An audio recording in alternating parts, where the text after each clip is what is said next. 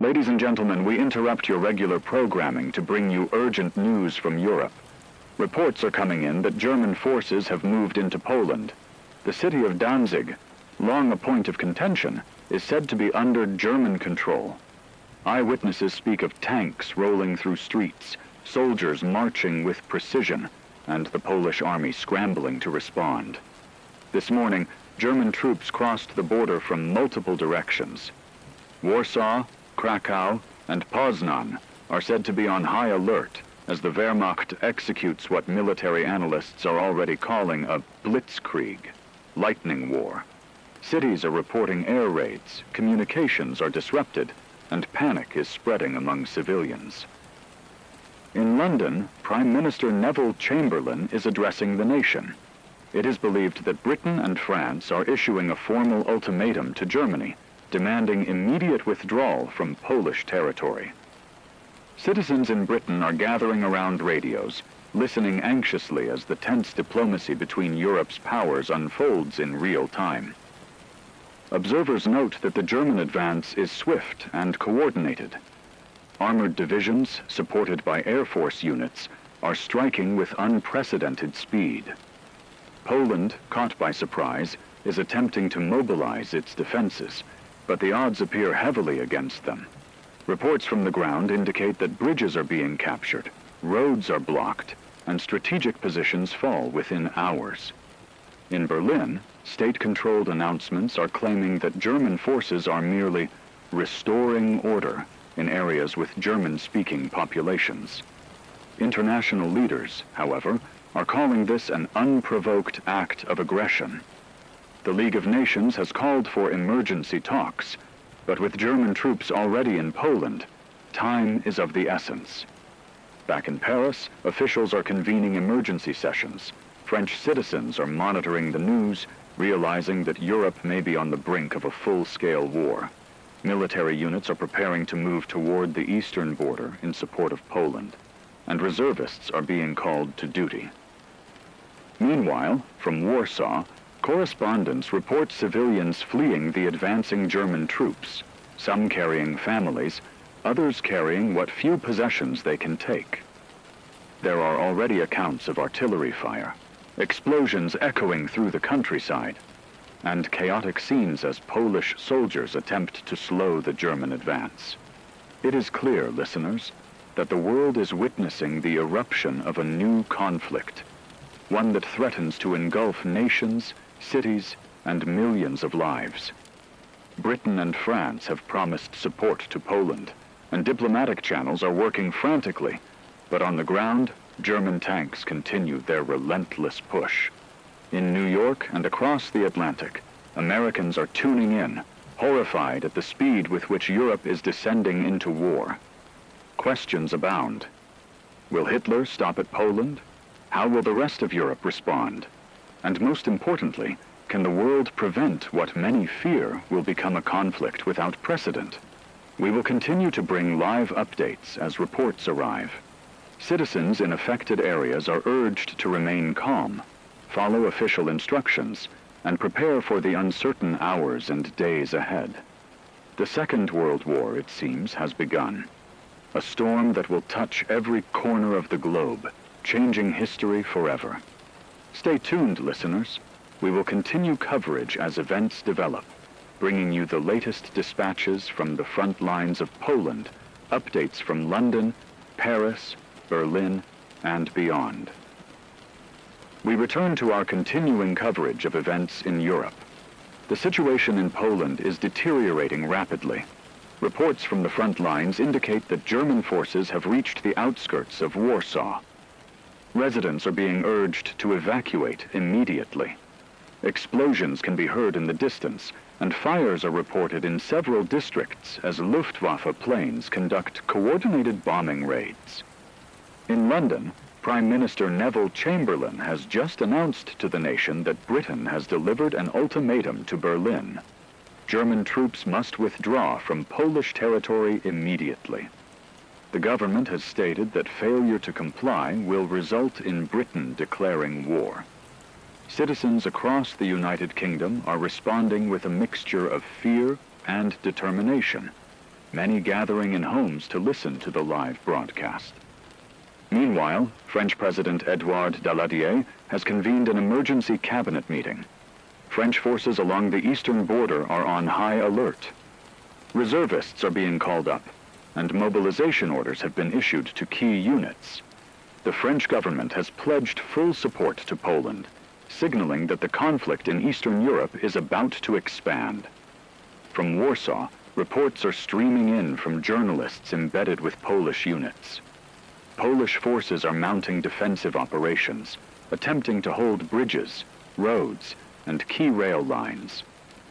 Civilians are being evacuated in large numbers, some traveling by horse-drawn carts, others on foot, as artillery fire from German tanks pounds the surrounding countryside. There are already accounts of entire towns under siege, the sounds of battle echoing across the plains. And now, urgent news from London. Britain has officially declared war on Germany.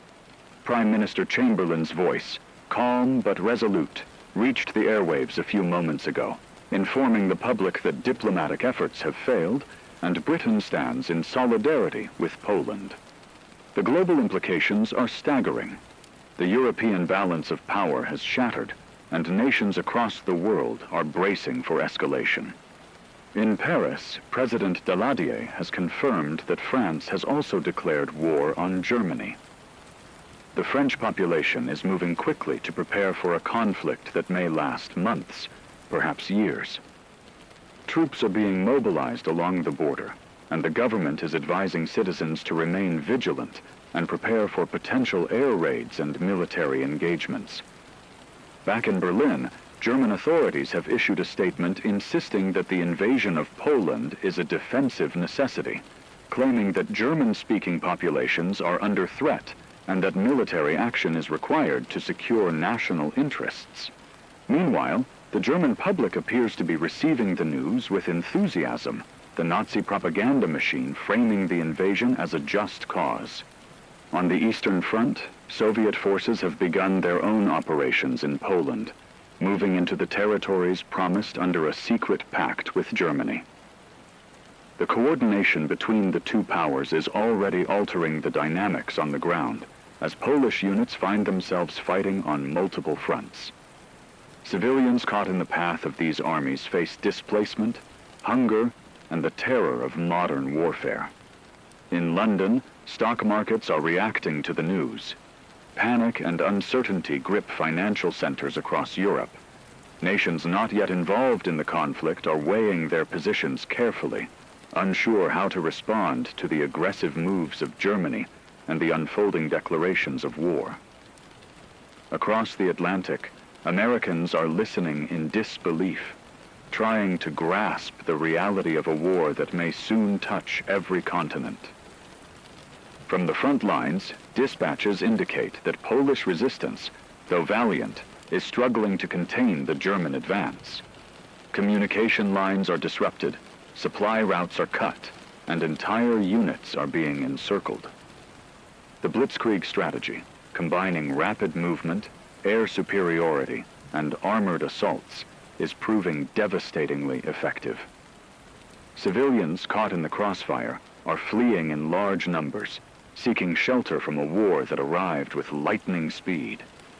As we continue to monitor developments, it is clear that the world has entered a new era.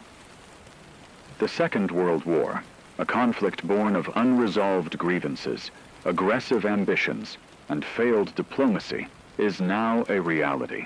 Every nation, every family, and every individual will soon feel its impact. Listeners, we urge you to stay tuned to this station for continuous updates. We will bring eyewitness accounts, reports from government officials, and live dispatches from the front lines as this historic and terrifying conflict unfolds. This is history happening before our very ears. War has come, and the world will never be the same again. We continue our live coverage of the escalating war in Europe. Reports from the front lines in Poland are increasingly dire. German panzer divisions are advancing rapidly, capturing key cities and cutting off Polish units from reinforcements.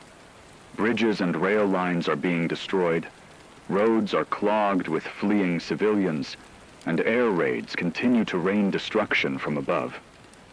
Warsaw itself is bracing for attack, with citizens digging trenches and preparing barricades in streets that moments ago were filled with daily life. From London, Prime Minister Neville Chamberlain has addressed the nation once more. He urges calm, but emphasizes that Britain must be ready for a long and difficult struggle. British forces are beginning full mobilization, with thousands of reservists called to arms. Air raid precautions are being implemented in major cities, and the public is being advised to prepare for the possibility of attacks on the home front. In Paris, French units along the German border are taking defensive positions. The French High Command is coordinating with the British government, preparing for joint operations to counter German advances. Cities near the border are already experiencing heightened alert, with blackout procedures in effect and civilians instructed to avoid unnecessary travel. Meanwhile, reports from Berlin indicate that Hitler is confident of rapid victory. German radio broadcasts are portraying the invasion as a necessary measure to secure German populations and territorial claims. Propaganda emphasizes speed and efficiency, aiming to rally domestic support while downplaying the destruction being wrought in Poland. Back in Poland, civilians are facing unimaginable hardships. Families are fleeing towns under bombardment, often on foot, carrying only what they can manage. Hospitals are overwhelmed, supplies are scarce, and reports of casualties mount by the hour. Eyewitness accounts describe scenes of chaos, with entire neighborhoods reduced to rubble and soldiers forced into desperate defensive maneuvers. The Luftwaffe is maintaining air superiority, striking military targets and civilian infrastructure alike. Smoke rises from burning factories, rail yards, and government buildings. The skies above Warsaw and other major cities are filled with the roar of aircraft, the shriek of bombs, and the flashes of explosions lighting up the day and night alike. In London, government officials are closely monitoring developments on the continent. Intelligence reports indicate that Germany's Blitzkrieg strategy is highly effective, overwhelming defenders before they can organize. The British Royal Navy and Royal Air Force are being readied for operations, both in defense of the United Kingdom and to provide support to France. Emergency plans are being discussed for potential refugee flows and the humanitarian crisis unfolding in Eastern Europe. From New York and other American cities, citizens are following the news with growing concern. The United States, still neutral, is sending observers to Europe and preparing for possible aid to the Allies. Yet for now, the conflict appears distant, though the speed and ferocity of events suggest that it will soon touch the entire globe. Reports from the Polish front lines tell of heroic acts by soldiers and civilians alike. Bridges are defended with fierce determination. Towns are held against superior forces, and civilians assist with evacuation and medical care. Despite the overwhelming odds, the spirit of resistance remains strong, even as the German advance continues with relentless momentum. In addition to the fighting, we are now seeing the diplomatic fallout. Nations across Europe are issuing statements, seeking to condemn Germany's aggression. The League of Nations is convening emergency sessions, though skepticism remains about its ability to influence the course of events. Countries previously neutral are reconsidering their positions, aware that the conflict may not remain confined to Poland. Listeners, the world is witnessing history in real time. The Second World War has moved beyond warnings and ultimatums into full-scale conflict. Every day, every hour brings new developments.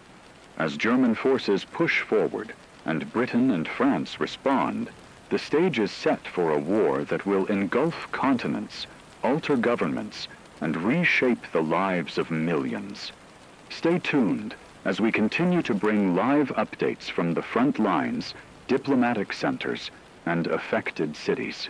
War is no longer a distant threat. It is here, unfolding before our very eyes, changing Europe and the world forever. We return to our ongoing live coverage of the war in Europe. The situation in Poland is growing increasingly desperate. German forces have surrounded key cities and are advancing deep into the countryside. Reports from the field indicate heavy fighting near Lublin, Krakow, and the approaches to Warsaw. Civilians are fleeing en masse, clogging roads, carrying what possessions they can, as artillery fire echoes across the landscape. Eyewitnesses in Warsaw describe scenes of panic and determination. Families huddle in makeshift shelters, while soldiers prepare defenses along streets, bridges, and railways. Explosions and the staccato of machine gun fire punctuate the air, reminding everyone that Poland is facing an enemy with unmatched speed and coordination. Hospitals are overwhelmed with wounded soldiers and civilians alike. Medical supplies are dwindling, and volunteer aid workers are doing what they can amid the chaos. Meanwhile, the Soviet Union has begun moving troops into eastern Poland. This development, long suspected under the terms of a secret pact with Germany, has now come to fruition. Polish forces are finding themselves caught in a two-front war, forced to divide their already limited resources and manpower. Civilians in eastern towns report confusion and fear as Soviet forces occupy towns, setting up checkpoints and enforcing new authority. In London, Prime Minister Neville Chamberlain has addressed the nation again, warning that the coming weeks may bring hardship and sacrifice. British forces are now on full alert, with thousands mobilized and air defenses strengthened. The government urges citizens to remain calm, follow instructions from authorities, and prepare for the possibility that war may soon reach British soil. From Paris, France is reporting full mobilization. Troops are reinforcing positions along the border with Germany, and the government is coordinating with Britain for potential joint military actions. French cities near the German frontier are implementing blackouts, air raid drills, and emergency civil defense procedures. Citizens are preparing for the grim reality that the war may not remain in Poland for long. On the ground in Poland, brave but outnumbered Polish units are making desperate stands. Accounts from Krakow describe battalions holding strategic bridges and towns despite heavy German artillery and air attacks. Civilians are assisting with evacuation, transporting the wounded, and providing intelligence to military units. Yet despite these efforts, German armored columns continue to advance, leaving devastation in their wake. The Luftwaffe maintains near total air superiority, strafing roads and rail lines and bombing supply depots. Reports from multiple locations indicate widespread fires and structural damage. Civilian casualties are mounting, and the cries of families caught in the crossfire echo across the villages and towns under siege. In Berlin, state media continues to broadcast propaganda portraying the invasion as a justified military operation. Public support is high, with celebrations in major cities and parades honoring the soldiers returning from initial operations. Meanwhile, the reality on the ground, civilians displaced, towns destroyed, and tens of thousands already wounded or dead, is largely absent from these broadcasts. Across the Atlantic, Americans are listening to the radio with growing concern.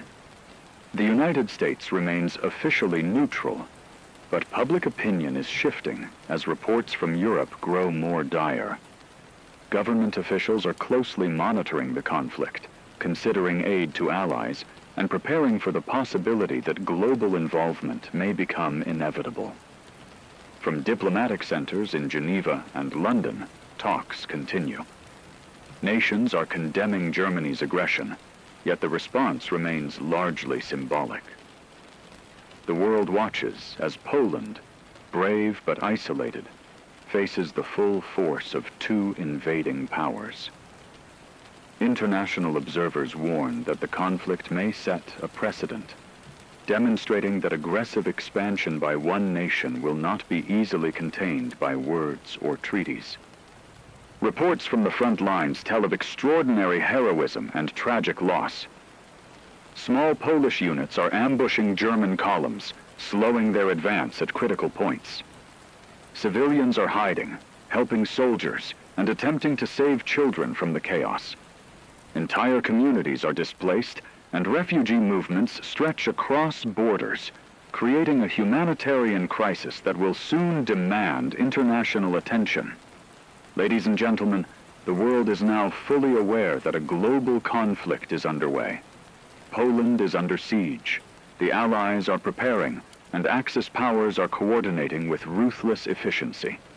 Every hour brings new developments. Every dispatch tells a story of courage, fear, and the unstoppable momentum of war. We will continue to bring you live reports from Poland, updates from London and Paris, and news from every corner of Europe as this conflict unfolds. The Second World War is no longer a warning. It is reality, and the world will never be the same. We return to our continuing live coverage. The situation in Poland grows increasingly dire. Reports from Warsaw indicate that German forces are closing in on the city center. The Polish capital, once bustling with life, is now a city under siege. Civilians are huddled in basements and makeshift shelters, while soldiers desperately attempt to hold key positions. Smoke rises from bombed districts, and the sound of artillery fire echoes across the city. From Krakow and Lublin, dispatches describe roads clogged with refugees fleeing advancing German and Soviet forces. Entire families are moving on foot, carrying only what they can manage.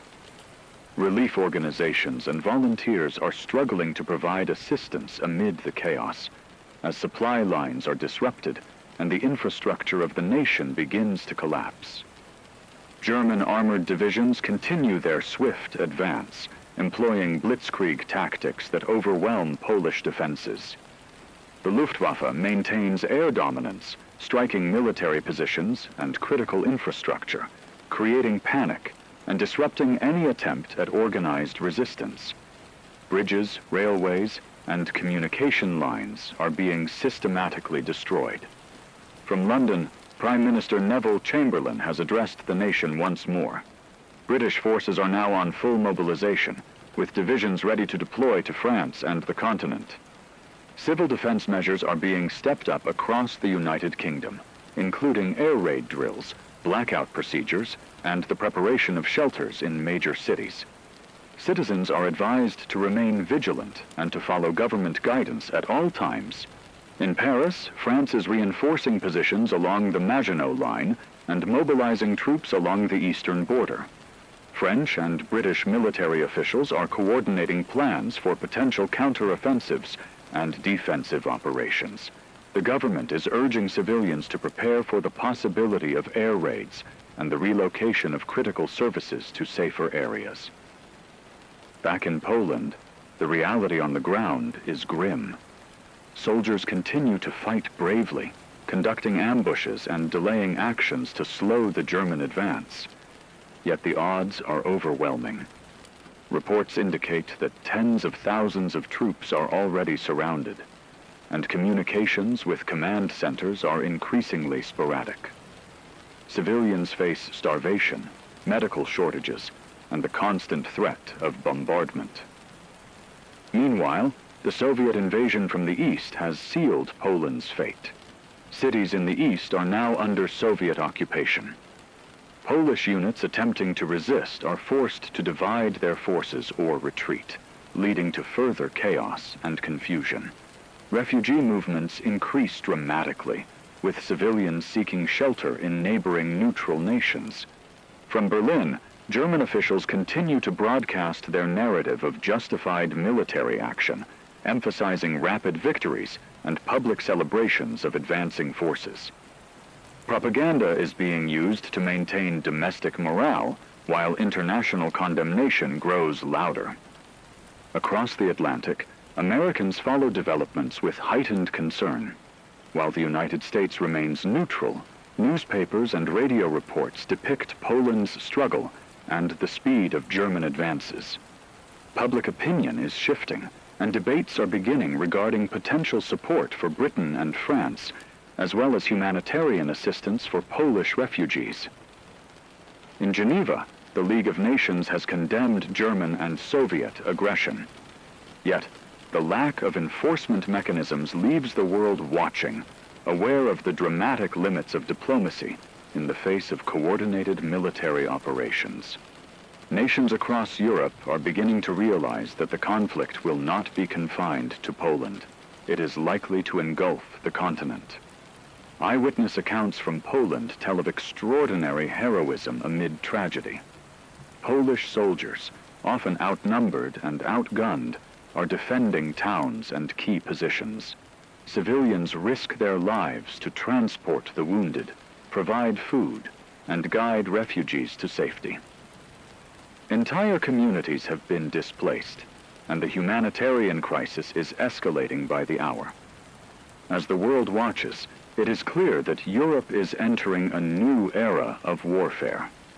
The fall of Poland is imminent, and with it comes the realization that Britain and France must act to check the ambitions of Germany. Preparations for large-scale conflict are underway across the continent, and nations are bracing for a struggle that will change history.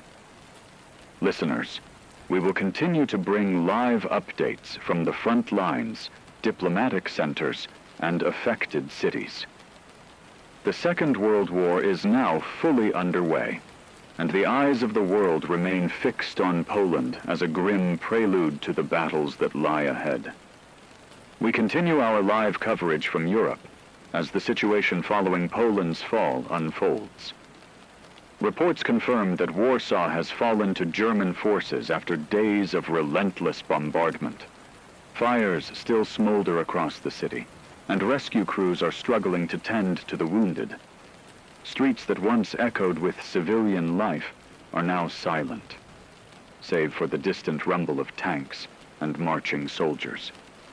From Krakow, Lublin, and other captured cities, German authorities are establishing military administrations.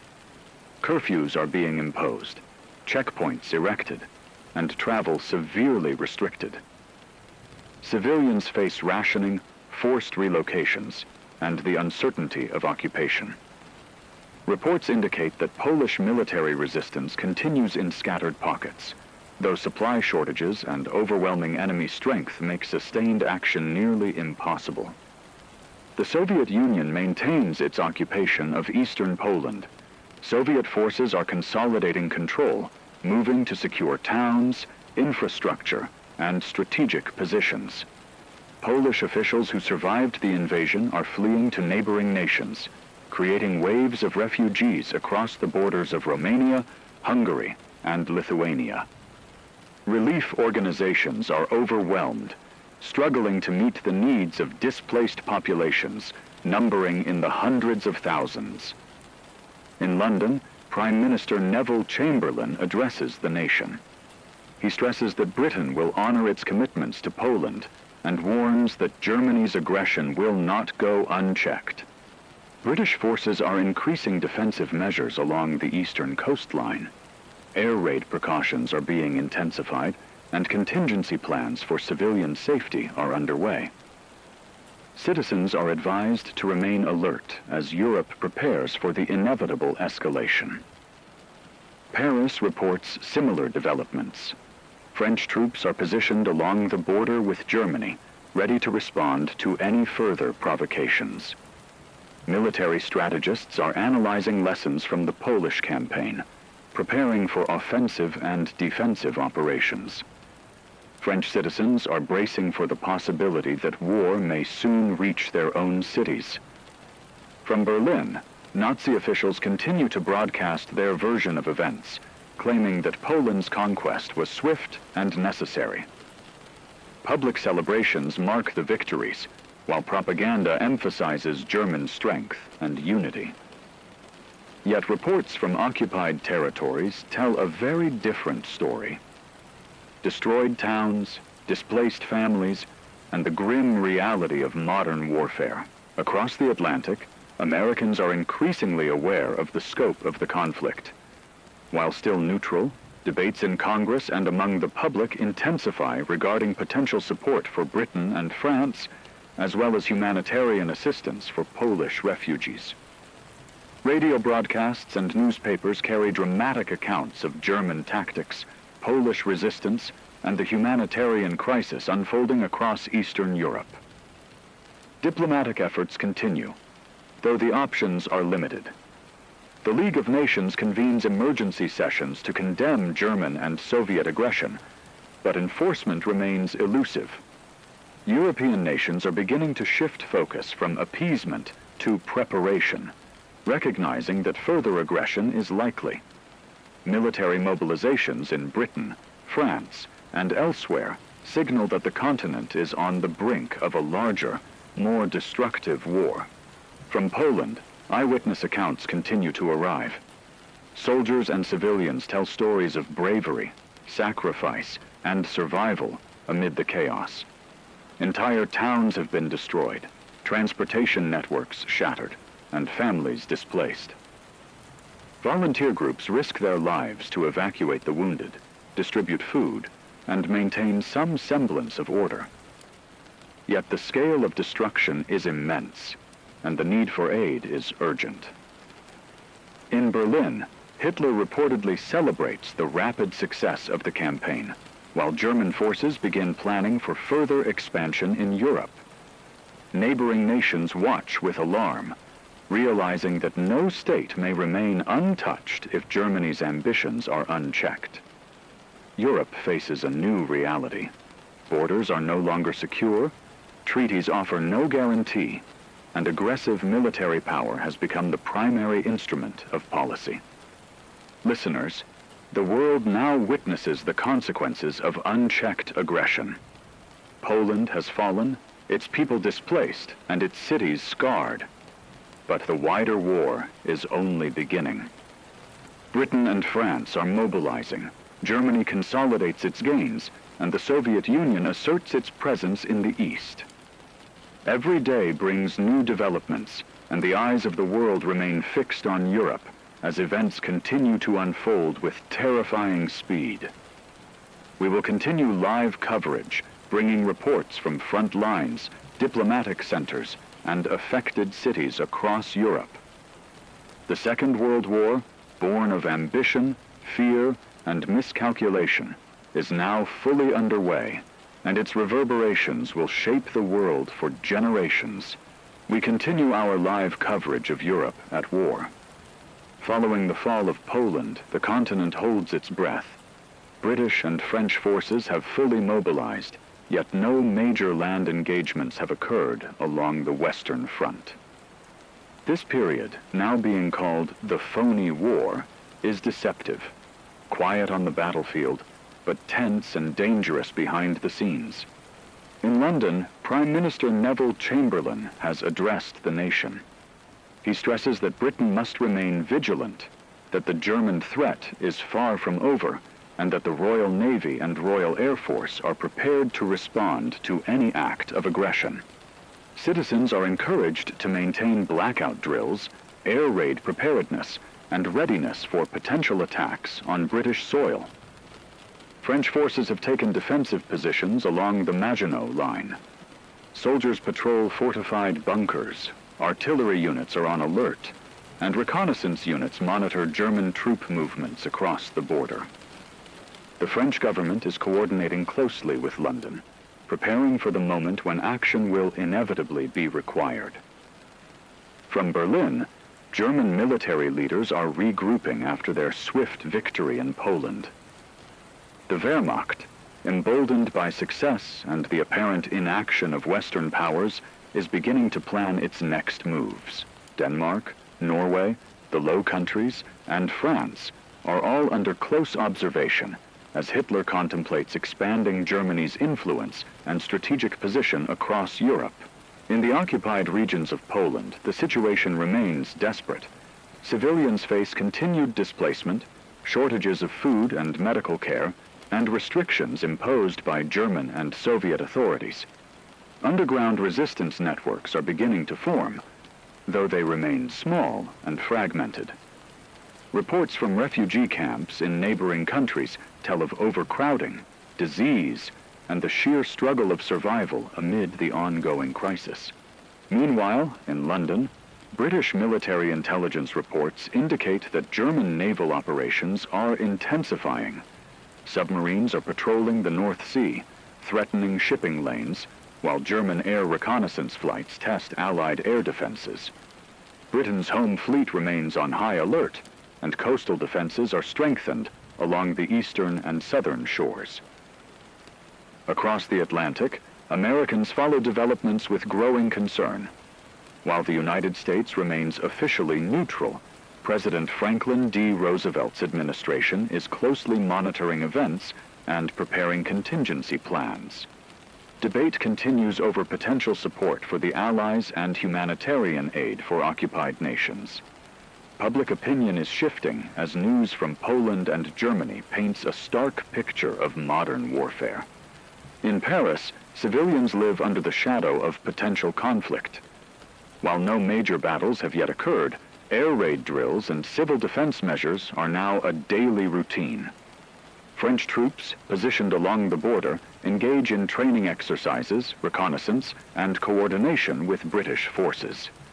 Analysts warn that Germany may not remain passive for long, and that France and Britain must be prepared for the next wave of aggression. From Berlin, Hitler's speeches emphasize national unity, strength, and the successes achieved in Poland. Propaganda portrays Germany as invincible, while military planners refine strategies for future campaigns. Across Europe, leaders are observing closely, weighing the risks of confrontation against the ambitions of Nazi Germany. Listeners, the world is in a fragile state. Poland has fallen, Europe waits in tense anticipation, and Germany, emboldened by early victories, is plotting its next moves. The quiet along the Western Front belies the storm that is gathering. Every day brings new intelligence reports, diplomatic maneuvers, and military preparations that hint at the vast scale of the conflict to come. We will continue to bring live updates from the front lines, occupied territories, and diplomatic centers across Europe. The Second World War has entered a critical phase, with Europe holding its breath, uncertain when and where the next battles will erupt. We return to our live coverage of Europe at war. While the Western Front remains quiet for now, Germany is preparing new operations to expand its influence northward. Reports from Berlin indicate that Hitler has set his sights on Denmark and Norway, aiming to secure critical ports, shipping lanes, and access to iron ore from Sweden. From Copenhagen, anxious citizens report increased German reconnaissance flights over Danish territory. Rumors swirl of troop movements along the German border, and military authorities are on high alert. The Danish government has called emergency sessions, weighing diplomatic negotiations against the threat of invasion. Civilians stockpile supplies, and young men are being called to serve in reserve units. In Oslo and other Norwegian cities, reports describe heightened coastal defenses and naval patrols. Norwegian authorities monitor German naval activity in the North Sea as the Kriegsmarine tests international waters and shipping routes. Citizens worry that their neutrality may not protect them from the expanding conflict. Back in Berlin, propaganda broadcasts emphasize the importance of securing Northern Europe, framing operations in Denmark and Norway as necessary to protect German economic interests and national security. Military planners are coordinating land, sea, and air units for rapid deployment, using lessons learned from the Blitzkrieg in Poland. Observers in other nations watch closely, recognizing that Germany is preparing for simultaneous campaigns across multiple fronts. Meanwhile, in London, the British government closely monitors German movements in Scandinavia. The Royal Navy increases patrols in the North Sea, and intelligence operations attempt to track German troop and naval deployments. Concerns grow that Germany's expansion into Denmark and Norway could threaten Britain's maritime supply routes and strategic position in northern Europe. In Paris, French military planners are also watching developments with concern. While France remains focused on the German border to the east, strategists recognize that control of Scandinavia could allow Germany to project power across northern Europe, potentially threatening Allied shipping and military operations. Coordination with Britain is ongoing, with diplomatic channels discussing potential joint responses to any German aggression in the north. From Oslo and Copenhagen, civilians report an atmosphere of tension and fear. Schools, government offices, and businesses operate under emergency protocols, and people gather radios to follow the news from Berlin, London, and Paris. Citizens attempt to go about daily life while facing the very real threat of invasion, unsure whether their neutrality will protect them. Across the Atlantic, Americans listen in on developments with concern. News outlets report on German ambitions in Scandinavia, highlighting the strategic importance of Norway's ports and Denmark's position controlling access to the Baltic Sea. Analysts warn that control of these regions could give Germany a decisive advantage in the coming stages of the war. Meanwhile, German forces continue preparation for the upcoming campaigns.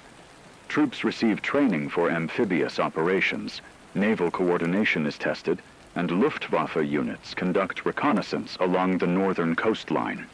Military planners calculate timing, logistics, and strategic objectives, determined to achieve rapid success similar to the operations in Poland. Listeners, the war that began in Poland has already spread its shadow across Europe. While the Western Front waits, Germany is positioning itself to strike northward, threatening neutral nations and strategic waterways. The tension in Scandinavia is palpable, and Europe is acutely aware that peace is no longer an option. Aggression and conflict are the new reality. We will continue to bring you live updates as developments occur in Denmark, Norway, and the North Sea, alongside reports from London, Paris, and Berlin. The Second World War is expanding, with Germany demonstrating both ambition and capacity for rapid military operations.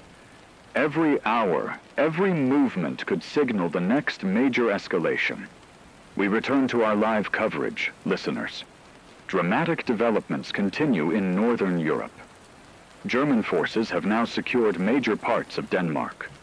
Reports from Copenhagen indicate that the capital and key cities are under German control. Streets are eerily quiet, with curfews in effect and German patrols moving through the neighborhoods. Civilians report a mix of fear and disbelief, as what once seemed like a neutral nation is now fully occupied. Many are attempting to hide. Some have fled across the countryside, while others stay to protect their homes amidst the uncertainty. In Denmark, the government has officially surrendered, aiming to prevent further destruction and civilian casualties. Danish officials negotiate with German authorities to maintain basic services and avoid unnecessary bloodshed. Yet even as surrender is formalized, small pockets of resistance continue to harass German patrols, refusing to give up without a fight. The bravery of these civilians and local militias has already made headlines across Europe. Meanwhile, in Norway, the situation is far more contested. German paratroopers have landed in Oslo, Bergen, and Trondheim, but Norwegian defenders are mounting fierce resistance. Coastal artillery batteries fire upon invading ships, while Norwegian infantry engages in street battles in major cities. Citizens huddle in basements and shelters as bombs fall, yet the courage of civilians assisting soldiers, transporting the wounded, and providing intelligence is remarkable. Every day, brave acts by ordinary people are shaping the fight.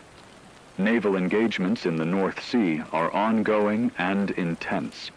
British naval forces attempt to intercept German transport ships and convoys moving along the Norwegian coast.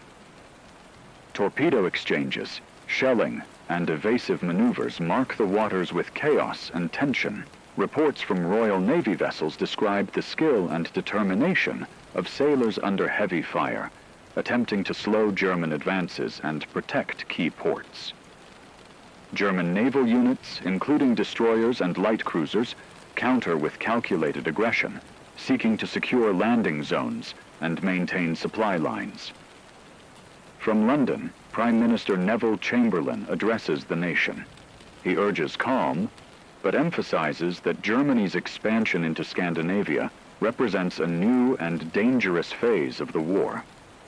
British military forces are increasing air patrols over the North Sea, reinforcing coastal defenses, and preparing rapid deployment units to respond to German moves. Intelligence reports warn that control of Norway could allow Germany to threaten the Atlantic supply routes, putting Britain's maritime lifelines at risk. Paris is closely following the northern campaign. French military units in northern ports are on alert, with plans to coordinate with Britain in potential joint operations.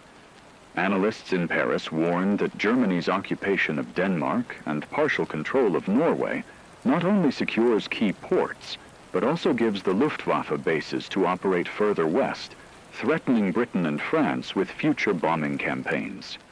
Civilians in northern French towns live in growing anxiety, preparing for a possible extension of hostilities beyond the current frontiers. Meanwhile, back in Oslo, the Norwegian people continue to display remarkable resilience. Volunteer groups assist soldiers in hospitals, transport food and water to besieged areas, and communicate vital intelligence regarding German movements.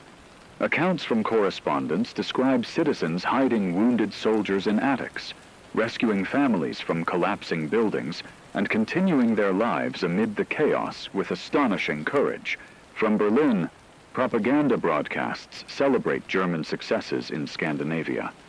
Official reports emphasize speed, coordination, and tactical brilliance, while emphasizing the minimal disruption to civilians, a claim disputed by eyewitness accounts.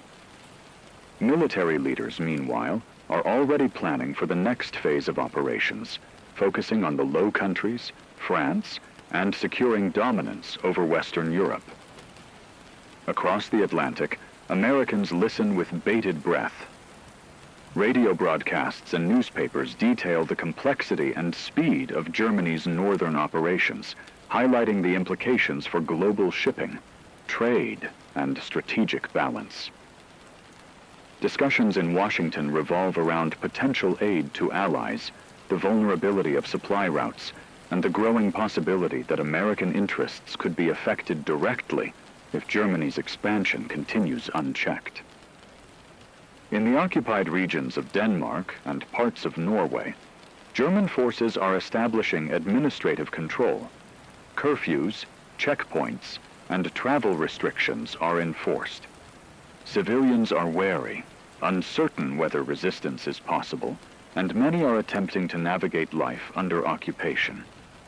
Yet small resistance groups, inspired by national pride and the need to protect their communities, continue to operate, sabotaging infrastructure, gathering intelligence, and maintaining morale among the population. On the military front, German operations in Norway reveal both the effectiveness of Blitzkrieg tactics adapted to amphibious landings and the limits of rapid advancement against determined defenders. Paratroopers secure key installations, mechanized units push inland, and the Luftwaffe provides air cover. Yet Norwegian resistance, combined with British naval interference, slows the full consolidation of control. Analysts suggest that these early operations will inform German planning for future campaigns in the Low Countries and France. Listeners, the war in Europe has escalated with stunning speed. From Poland to Scandinavia, and now Western Europe, German forces strike with coordinated air, land, and sea power. Britain and France brace for further aggression as civilians in occupied regions show remarkable courage. The German assault on Belgium, the Netherlands, and Luxembourg has begun. Paratroopers land, tanks roll through borders, and cities shake under bombardment. Refugees flood roads, hospitals overflow, and ordinary citizens risk their lives to help one another. Luxembourg falls swiftly, the Netherlands fights fiercely, and Belgium is engulfed in chaos. In Paris, the urgency grows by the hour. French commanders scramble to respond as German panzer divisions surge through the Ardennes, a sector once thought impenetrable.